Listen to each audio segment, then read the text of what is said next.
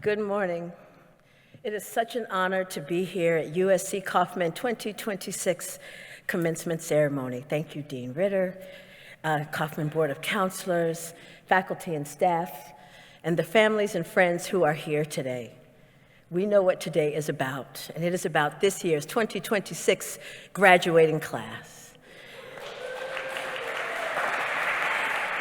It has been glorious to watch this program and institution support you as artists and leaders and makers of this generation.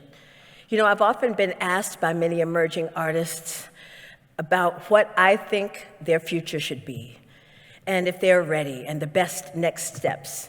And it's really hard for me because when I think about my own path, it's been really unorthodox and still really difficult at times, quite uncomfortable. So I've decided to tell you the truth. I was the dance miracle I didn't see coming. I applied to one college, Howard University. Debbie Allen went to Howard, so okay, right? That was enough. But if I had done the smallest amount of research, I would have realized that there was no dance major at Howard in the 1990s. But with my focus swaying between psychology and wanting to move, I decided to take a semester off, go to New York, just dance, get it out of my system. It's one of the hardest decisions I've ever had to make, but I did it anyway. I moved to New York City, and here comes what a lot of people would say is the sad part. I kept hearing no. I tried but didn't get a scholarship to study because of my weight. They said I could stay there as an intern working an hour for every class that I took, but that really wouldn't lead to too many performance opportunities.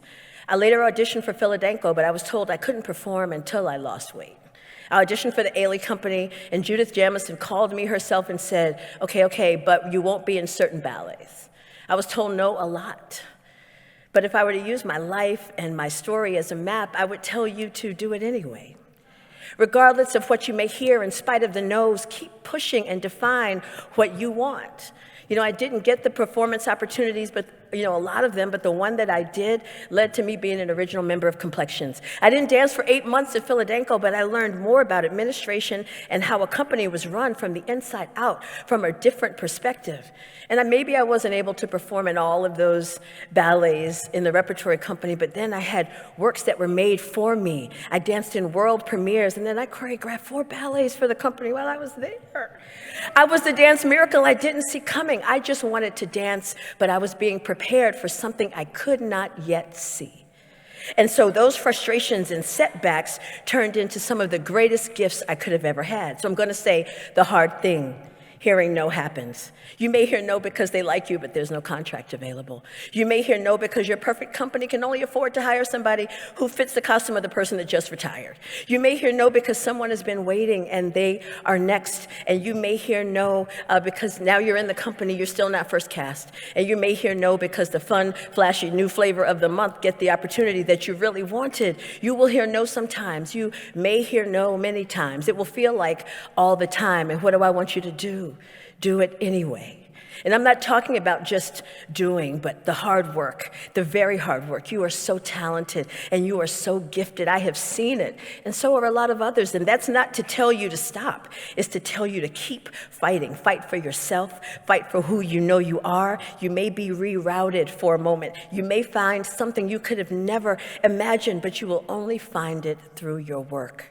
So in spite of what we don't like to call rejection, even though that's how it feels, it's time for you to embrace the difficulties of having to make your own schedule now that you're not in a formal program, or finding the place to live and figuring out how many roommates you're going to have because you want to live in that part of town, so you're going to have to be able to afford the rent. So how are you going to do that? And then forced to stand in long lines at an open call audition, and then maybe even seeing your friends get things that you think you wanted or wish you had, and do it anyway.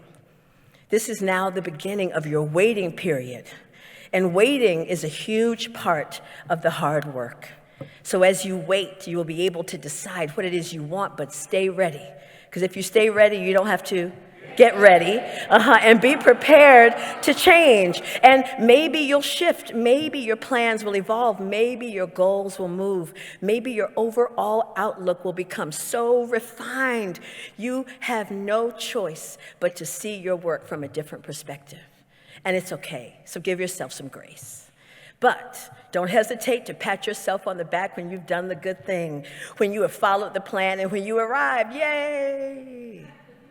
But I was told in a long list of rules that rule number 9 is when your there becomes a here, it's time to get a new there. And then rule number 10, forget everything else you've read. And then what if you're still not at the ultimate goal or dream yet? Keep doing it anyway.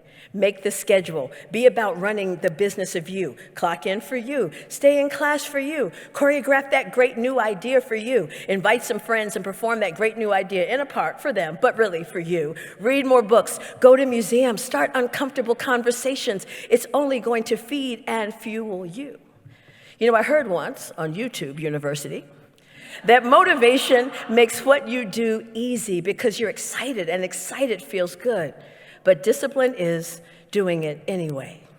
So do it for yourself. Do it when you think you're tired. Build community. Join the group. Call your friends when it's hard. It's also hard for them. This is the work no one sees, the work you will have to do to get the thing you say you want, to get the maximum reward for your investment in you. And you've been investing all of your life, especially these last 4 years, so now do it anyway. So in 2021, I wrote this piece that I'd like to share. It was about my low times and my difficult moments, and those things still creep in. And you may have heard some of it because I used this text to choreograph a senior solo for Kaufman alum Jada Vaughn. And it goes like this. I'm going to put on my voice. At my lowest, my weakest, when I feel there is no more, I ask myself a lot. Maybe I should ask you how you do it. How do you do it when your heart is aching in pain, hurting from that thing, from everything, from nothing? And when I'm sitting impatiently waiting at my lowest, my weakest, when I feel there is no more, I wonder why. Have you ever wondered when change would come, bring you up from low, dress you in ideas, new thoughts, dreams? Yes, no, both can be so at my lowest. At my lowest, my weakest, when I feel there is no more, I still look and see a strange but clear possibility rising up in me, moving me to the moment I decide to find courage, filling the moment, reshaping who I am from out to in, showing you, but really me, an overbrimming capacity of power, capable or not. At my lowest, my weakest, when I feel there is no more, more comes, in and out, but it comes, bringing me to my feet, moving me in ways I could not imagine, rounding questions, solutions, coming and becoming clear, force when I doubted who trusted and believed in hope, all not less of me at my lowest. But at my lowest, my weakest place is no longer weak, broken is not ended, can be mended, built up again and again. My lowest, my weakest, when I feel there is no more, I know better than ever before I can be here alone, valley and all, taller than my lowest. My lowest is not my weakest, not my failure, not my end. My lowest is where I regain, recover, regain, renew, regain, find more to give to you because I have enough now to give, even at my lowest. I ask myself a lot. Maybe I should ask you how you do it. If you ask me, I'll tell you. And what I'm going to tell you is, do it anyway. Do it in spite of your mood. Do it when you think it may hurt a little or even a lot, and do it when you doubt you can. You know, my pastor once said, doubt is important because doubt highlights what is special to you. And if the center of a pool of light on a dark stage is doubt, right, is what you want, and doubt lives right outside of that stage, it means that you're standing close enough to see your dreams. Are you ready? Maybe. Are you going to step in? Maybe. Are you afraid? Maybe, but here's what I know. If you stay on the outside of that light, you have already decided the end. But when you step in to the light, when you step into your center special, it's a risk, but it's your risk to take. So my advice to you is to step into the risk. You are your greatest risk, so risk, invest, try again, fall down, and when you do, I'm going to give you 8 counts to stand up over and over again in the most creative way you can, so you can do it anyway. So back to me for a moment. I'm almost done. The story of the school I auditioned for, and I was told I was too heavy to get a scholarship, or the company I was told, we're going to take you, but you won't dance until you get your body together. Or when I heard I couldn't be in the unitard ballets taught me so much. The truth is, yes, I did get what I wanted, but I also got what I needed. I wanted to dance professionally, so I did for over 25 years. And then I got to create works for companies and universities all around the country and the world. My story just looked a little different than I planned. And so I'm honored to share all of my experiences and the truth of my opinion with you, and I hope you remember and maybe take my advice, not because I'm older or not because I've been to some of the places you want to be, but because I was told no, not you, and not yet, and I did it anyway. And maybe you've heard me say no has become my favorite word because it's not vague and it lands a complete thought. But now my work and my work for you and with you is turning no into yes. Maybe there was no one that looked like me, and I did it anyway. Maybe it felt like it was kind of a yes and sort of a no, and I did it anyway. You know, after leaving Howard University in 1993, I graduated last week, 33 years later. But guess what? Guess what?